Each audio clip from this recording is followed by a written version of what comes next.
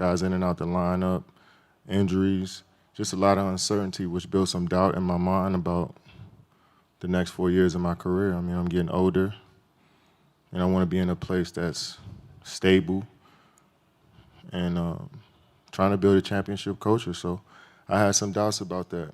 And I had conversations with Steve and Joe, Claire, and Sean. And, we came to a mutual agreement that we should keep moving forward. I got faith that moving forward that we all want the same things. This is what I didn't like about what Kevin Durant had to say. Essentially, you were ready to cut and run.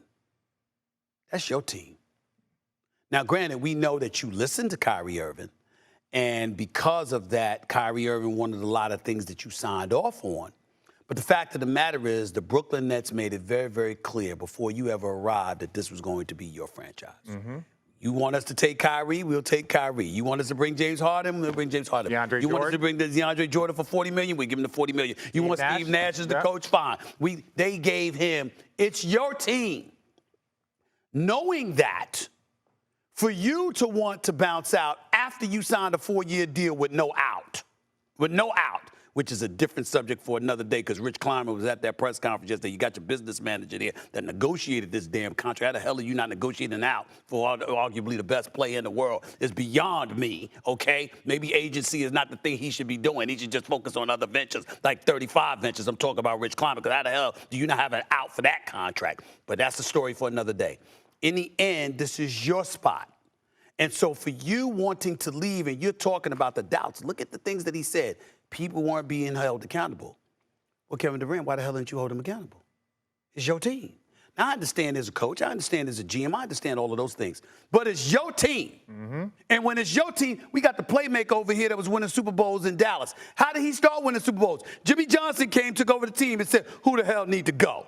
And Michael Irvin was like, he need to go, he need to go. That guy need to go, that guy need to go. Excuse me, when you think about LeBron has gotten a lot of credit and a lot of blame over the year. Why? Because it's his team. Mm-hmm. And you know that somebody going to ask him what he feels, and he's going to provide input, and that's going to have some muscle, some cachet attached to it. When you are a superstar, you think somebody's getting on Giannis's nerve and they're going to stay in Milwaukee? You really think that's going to happen? Nope. I mean, that ain't going to happen. And so my point is, when you're that dude, what de facto, literally, indirectly, whatever, is your spot. So for me, when he's talking about how he didn't like the way things were, well, you have enough cachet and influence to change it. That is what comes along with being a star in any industry, I might add. When you're that dude and you don't like the way things are, you got some influence to change it. And he, instead of changing it, was looking to change his residence. I don't think that was right. No, it's when you look at the history of Kevin Durant, right? He leaves OKC. That's his franchise. That's all he's known. He was a free agent. Free agent. Goes to Golden State. Golden State. Stability. Yep. A franchise. Yep. Everyone still to this day is pushing in the same direction. That's right. Right now, I understand that there's going to be beefs. We saw it with Michael Jordan in The Last Dance. We've seen it with Shaq and Kobe. We've seen it all over. Great teams will have conflict. Fine. You want to go create your own thing. You go to Brooklyn, and I don't care who you teamed up with, who you paired up with. Kyrie, James Harden, it doesn't matter. You go to Brooklyn to create and start a new legacy. To kind of do this thing and show like, hey, he's one of the best players in the world, if not the best player in the world. So when he shows up in Brooklyn, that's yours. You're going to get the coach you want. You're going to get the players you want. And it's like, I got everything I wanted, and now I want to leave. That is something that I think can be remedied. It can be fixed, but it has to start at the top, and that starts with Sean Marks, that starts with Joe Tsai, that starts with Claire Tsai, and that starts with Kevin Durant.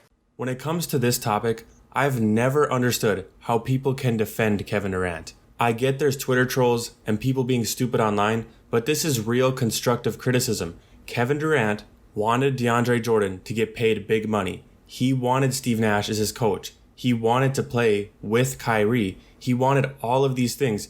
We've seen before that not all players are great GMs, and KD and Kyrie are not good GMs. They make decisions thinking it will work out, and when it doesn't, they point the finger at someone else. I don't understand what KD wanted Sean Marks to do. Because if KD wants a player or a certain coach and Sean Marks said no, then he would be just as upset as Sean Marks letting KD do whatever he wants and then it doesn't work out in the end result. I get that he can't control Steve Nash and he can't control Kyrie Irving and his teammates not showing up, but what he needs to understand is you can't get mad at the owner and GM for listening to your every wish. That's not how it works. But that's just what I think. Let me know what you guys think in the comment section down below, and leave a like if you enjoyed this video, and subscribe for more NBA content just like this, and I will see you in the next upload.